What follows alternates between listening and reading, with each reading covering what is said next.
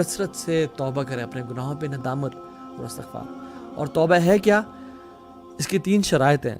اگر حقوق اللہ کے بارے میں توبہ کرے انسان, نماز چھوٹ گئی اس کی, کہ اس پہ پچھتانا, شدید ندامت اور ریگریٹ.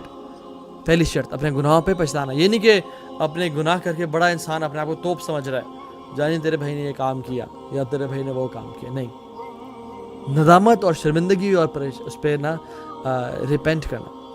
دوسرا step immediate leaving of sins, فوراً سے گناہوں کو چھوڑنے کا ارادہ کر دینا. اور تیسرا سٹیپ آئندہ کبھی نہ کرنے کا ارادہ کرنا.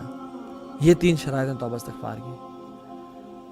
وہ جھوٹا توبہ کرتا ہے جو کہ روتا بھی ہے اور پھر پلان بھی کرتا ہے کہ میں توبہ کروں گا, یہ جھوٹے کی توبہ ہے. اور یہ جھوٹے کی توبہ ہے جو کہ رو بھی رہا ہے اور استغفار استغفار استغفار پڑھ بھی رہا ہے, یا استغفر اللہ الذی لا الہ الا هو الحی القیوم واتوب الیہ پڑھ رہا ہے اور حرام ریلیشن شپ کو نہیں چھوڑا. یہ جھوٹا استغفار ہے جو کہ استغفر اللہ کی تسبیح پھیری جا رہا ہے لیکن سودی جاب کو نہیں چھوڑا اور گناہوں کو نہیں چھوڑا. یہ شرط ہے گناہوں کی کہ انسان گناہوں کو چھوڑا جائے. ٹھیک ہے, تو یہ سلف صالح کہتے ہیں کہ جو گناہوں کو بھی نہ چھوڑے اور استغفر اللہ پڑھتا رہے, یہ جھوٹوں کے استغفار ہے. امیجن میں آفس کی کھڑکیاں کھول دیتا ہوں اور اے سی آن کر دیتا ہوں, کیا کمرہ ٹھنڈا ہوگا؟ میں نے ساری کھڑکیاں کھول دی اور اے سی آن کر دیا, کمرہ ٹھنڈا ہوگا؟ نہیں. کیوں؟ کیونکہ اے سی کی جس طرح ہوا آ رہی تھی اس طرح باہر جا رہی ہے. تو اس طرح سے استغفار, اگر انسان گناہ کر رہا ہے اور استغفار کرتا جا رہا ہے تو there is no difference in his life.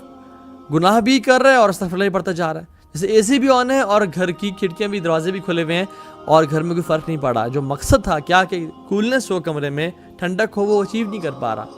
تو استغفار کا جو مقصد تھا کہ انسان اپنے گناہوں کو بخشوائے اور رب کی رضا کو حاصل کرے, وہ انسان نہیں حاصل کر پا رہا کیونکہ وہ اس گناہ کو نہیں چھوڑا.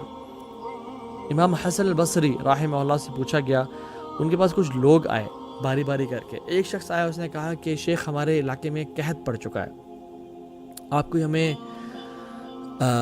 دعا پڑھنے کو بتائیں, کوئی عمل بتائیں, کوئی وظیفہ بتائیں. تو انہوں نے کہا کہ تم کثرت سے اپنے گناہوں پہ رو اور استغفار کرو. یہ پڑھو, یا ربی تبت الیک استغفر اللہ واتوب الیک, یہ پڑھو. تو اس نے کہا ٹھیک ہے, چلا گیا. ایک شخص آیا کہ امام حسن البصری میرے پاس اولاد نہیں ہے, اللہ نے مجھے اولاد نصیب نہیں کی, مجھے کوئی وظیفہ بتائیں. تو انہوں نے کہا تم کثرت سے استغفار کرو. ایک شخص آیا, اس نے کہا کہ جو ہمارے ہاں نہر تھی, جو پانی جا رہا تھا وہ سوکھ چکی ہے, کچھ وظیفہ بتائیں. انہوں نے کہا استغفار کرو.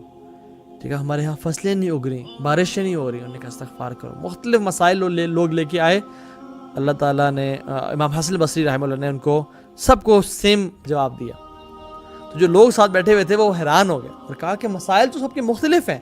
امیجن ایک ڈاکٹر کے پاس انسان کوئی ڈائریا کی شکایت لے کے آ رہا ہے, کوئی کینسر لے کے آ رہا ہے, کوئی برین ٹیومر لے کے آ رہا ہے, اور ڈاکٹر سب کو سملر ٹریٹمنٹ دے رہا ہے, سملر گولی دے رہا ہے. تو وہ حیران ہو گیا کہ آپ نے سب کو ایک ہی ٹریٹمنٹ دیا, کیا وجہ؟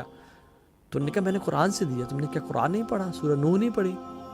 فَقُلْتُ اسْتَغْفِرُوا رَبَّكُمْ إِنَّهُ كَانَ غَفَّارًا يُرْسِلِ السَّمَاءَ عَلَيْكُمْ مِدْرَارًا وَيُمْدِدْكُمْ بِأَمْوَالٍ وَبَنِينَ وَيَجْعَلْ لَكُمْ جَنَّاتٍ وَيَجْعَلْ لَكُمْ أَنْهَارًا.